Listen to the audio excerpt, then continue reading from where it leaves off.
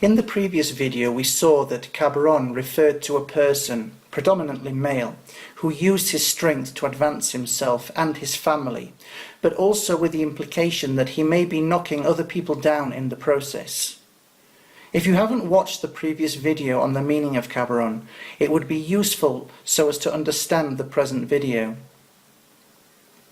In this video, we will see how the Cabron concept affects society at large. In Latin America, people grow up aware of how it all works, namely that life is a fight and you have to fight to dominate others to get a part of the pie.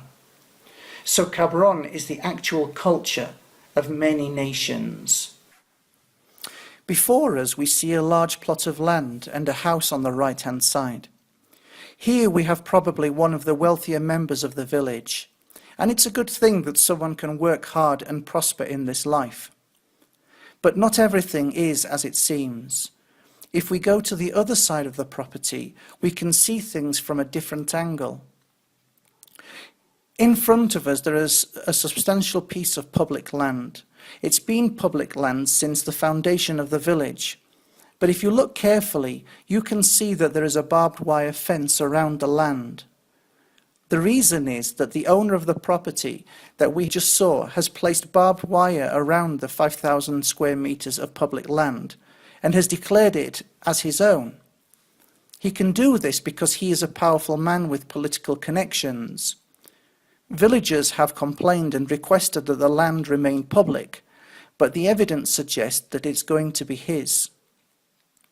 There is a law in Mexico that in certain contexts, if a person has been taking care of a piece of land for over 5 years, then they can declare it as their property. I spoke to a lawyer about this case, and he told me that the law didn't apply here. What is clear, however, is that someone is taking control of this land and has plans to own it in 5 years' time. They can do this because they are strong. Meanwhile, the rest of the village, who are weak in this context, live in their own properties and have no access to such rights. This is a manifestation of Cabron culture. Much fighting in Mexico takes place over the issue of land. I have friends who say to me, "I live in Pachuca, but I come from Tizayuca. My grandfather had to flee Tizayuca because he fought with his cousins over land inheritance. If I go back there, they will kill me if they discover my surname." So we can see that the whole concept clashes with the idea of rule of law. If people spend their time dominating other people to control them and steal their property, why doesn't the law stop them? This is where I promote my first controversial idea. Many human rights groups speak of the idea of impunity. The word impunity communicates the idea that a person has broken the law but is free from punishment because the political system does not enforce the law. I argue that this idea only really exists in the West. Mexicans don't believe in rule of law as a concept. Therefore, there is no need for punishment. Of course, there are some people in Latin America who believe in law and act appropriately. But the culture at large shows that there are enough people in society who don't believe in the concept of rules. This leads to a significant amount of lawlessness within the nation. I have a lot to say on this issue, and I may provide another video on this topic. So if you don't believe in rule of law, the question is, how do you decide what should happen in any given moment? For example, there is a pavement where only one person can walk on it at a time. Two people are walking in opposite directions on the same path, and suddenly they come face to face. Question: who should get off the path so that the other person can pass? If there is rule of law, then there would be a set of rules about how this would work. But if a society does not believe in rules, what is the governing principle in deciding such things? In Cabron culture, the answer is that the weakest should get off to let the strongest through. I should mention that this is just an example, and there are further complications to the situation. You don't find big, strong people throwing elderly ladies off the paths in Mexico. I have also found it difficult to identify why some Mexicans believe in law and others don't. The majority don't. But when you look at the big picture, many Latin American countries demonstrate the qualities found in the television series Game of Thrones. Mexicans and many Latin Americans believe that strength is the overarching principle that should govern life. So this leads to the question, what does it mean to be strong? A person is strong if they have any tools in their arsenal that allows them to overpower and dominate another person or people. So a person can be strong if they are physically strong, if they have political connections, or are famous. They can be strong if they have money, are handsome or beautiful.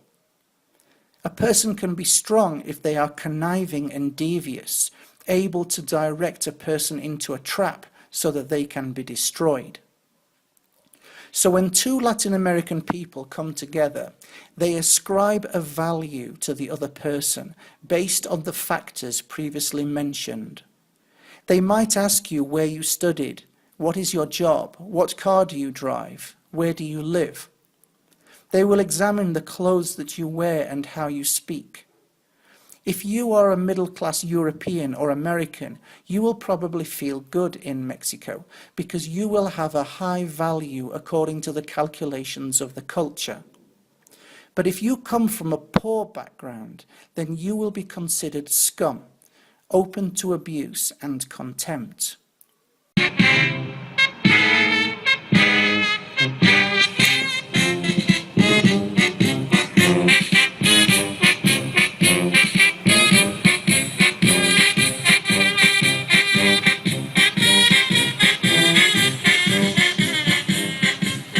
In this video, we see a group of poor people protesting against the government. They camp outside the government building and blast out music and protests using an amplifier. The sound fills the plaza and affects the businesses of those around. There is little doubt that these people are victims. Their adverts highlight police abuse in their area, and they might not have access to water or electricity, depending on the context. But what we can see is they therefore consider it their right to cause suffering to other people in the center of the city. This is an example of Cabron culture where the strong abuse the weak, and then the weak rise up to counter-abuse. Sometimes a person can be weak, but then find himself in a position of strength. A group of friends and I went to Nevado de Toluca. Nevado de Toluca is a volcano located about 50 miles west of Mexico City. It rises about 4,680 meters above sea level. But what is cool about the volcano is that you can drive up to about 4,200 meters near the top. You get out of your car and suddenly feel dizzy due to the lack of oxygen, and you feel unsure of yourself. From the car, you can descend into the crater or climb up around the volcano. Anyway, we stayed there one day, and it became dark, and we made our way back down the volcano by car. Suddenly there was a line of traffic halfway down, which was unusual. It was very dark outside, and all we could see was a little cabin for the security guard, and the gate to the park was closed. The guard arrived at the car, and our driver opened the window. "You're a bit late tonight, aren't you?" said the guard. Our driver replies, "I didn't realize there was a time limitation." "I'm afraid that you're going to have to pay extra," said the guard. In effect, the guard was extorting money out of drivers coming down the mountain. There was no time restriction in regards to staying on the volcano.